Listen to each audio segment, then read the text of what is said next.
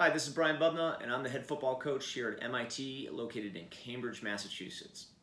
Due to the coronavirus outbreak, it's not possible to have recruits come and visit in person.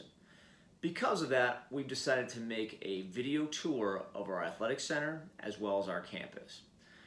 This will serve as an important exploration into our campus to show you what MIT has to offer, but it does not replace the real thing.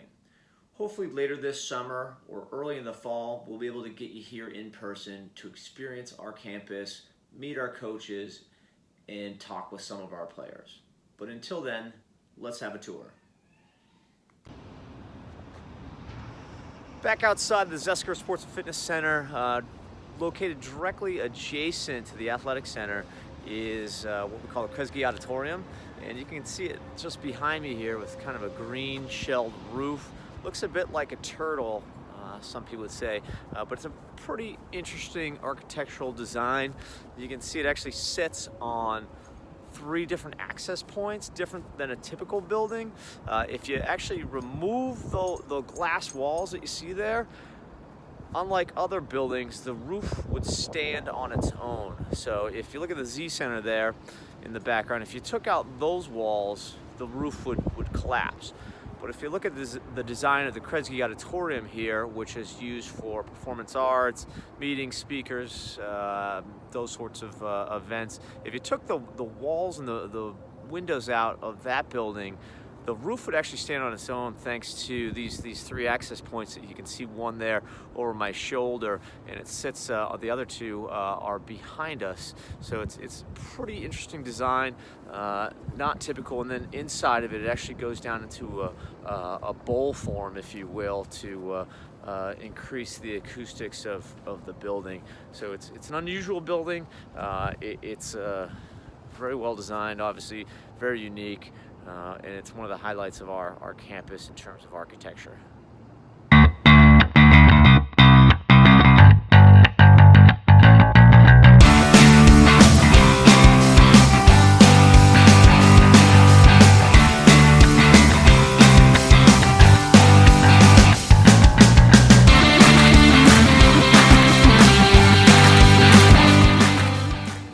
Behind me is Massachusetts Ave. That's essentially the divider of campus. The west side of campus, which I'm standing on now, is mostly dorms, fraternities, sororities, athletics, and student center. The east side of campus is all of our academic buildings, and it starts with lobby number 7 right there behind me.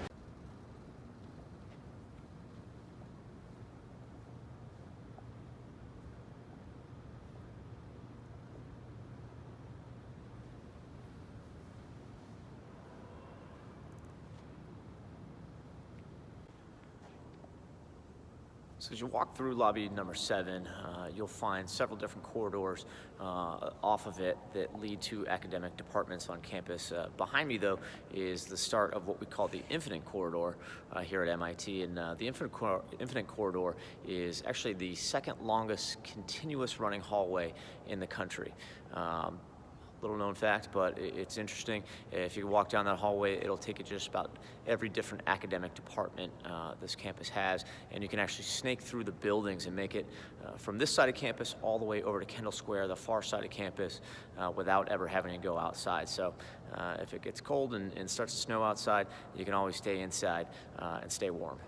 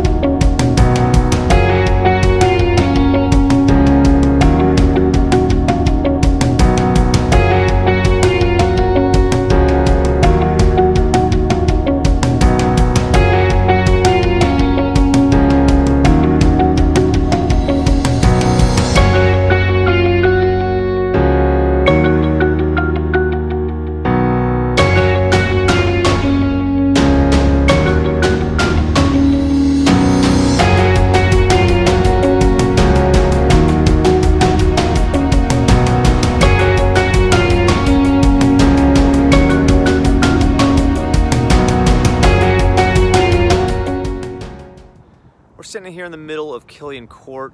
This is essentially the center of campus, and behind me you'll see probably the most recognizable picture of MIT. If you went and Googled MIT, this would probably be the #1 image that came up. So behind me is what's called the Great Dome, and underneath it is what we would refer to as lobby number 10. And all the buildings here on campus are numbered.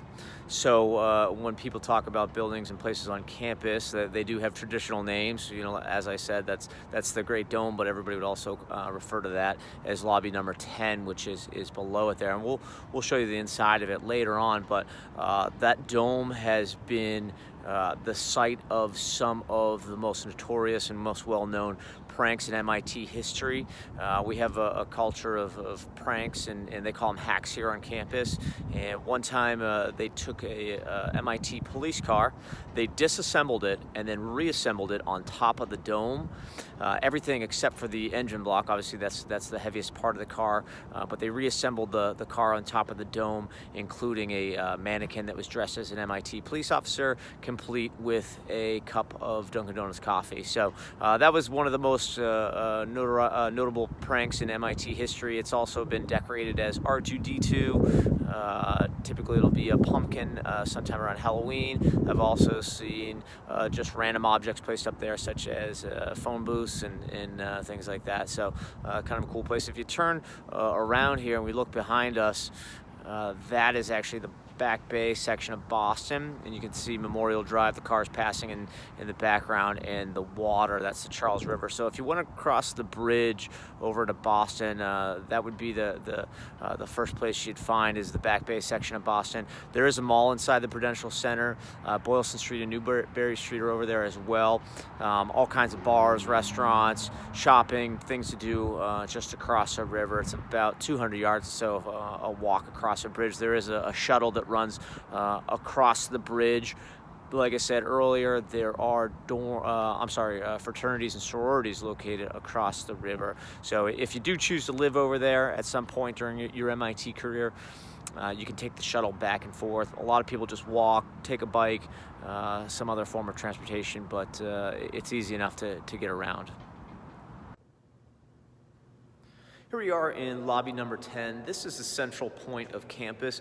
Earlier we were on Killian Court and we were looking toward the Great Dome, which is what sits above us right now, above lobby number 10. So this is the central point on campus. Inside of this building, there's study rooms, there's classroom space, lecture halls, etc. So this is just fundamentally one of the landmark places on campus, central points that kind of sits in the middle of all the academic buildings here at MIT. And of course, Killian Court, which you can see out the windows behind us, that is one of the places, central meeting places on campus. It's also the place where we host graduation in May.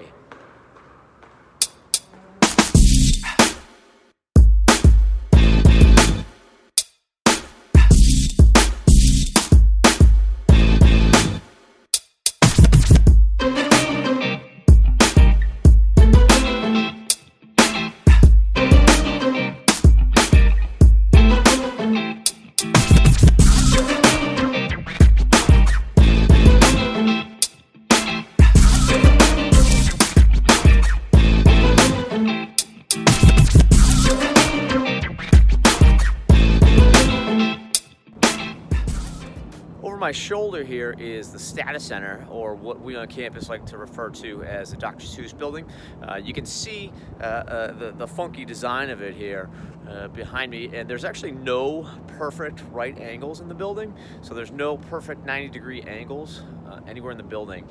So pretty unique. It was actually built in response to some architectural magazines which criticized the appearance of MIT due to the amount of labs and engineering space that we have, or maker space as you might call it, and criticized it and said it wasn't traditional looking, didn't have the brick buildings and the ivy and all that sort of stuff. So this was the response to that criticism.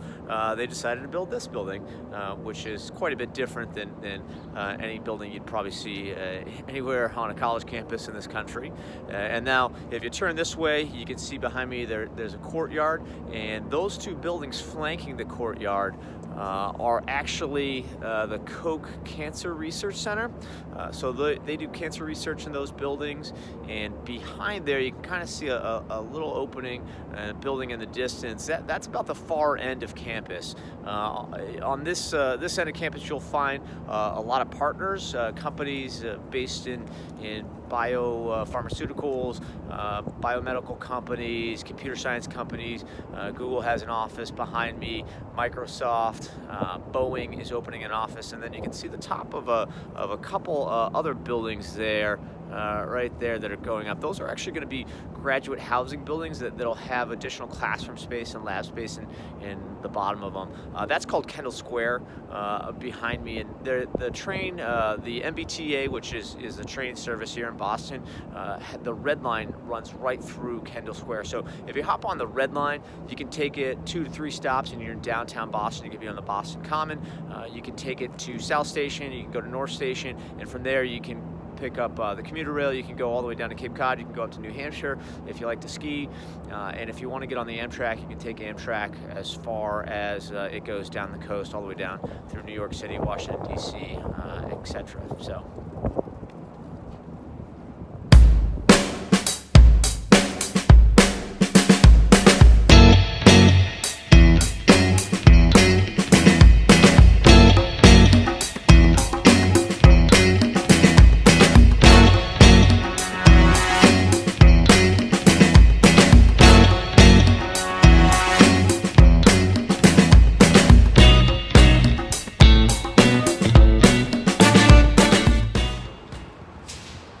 We're just about wrapping up our campus tour here at MIT.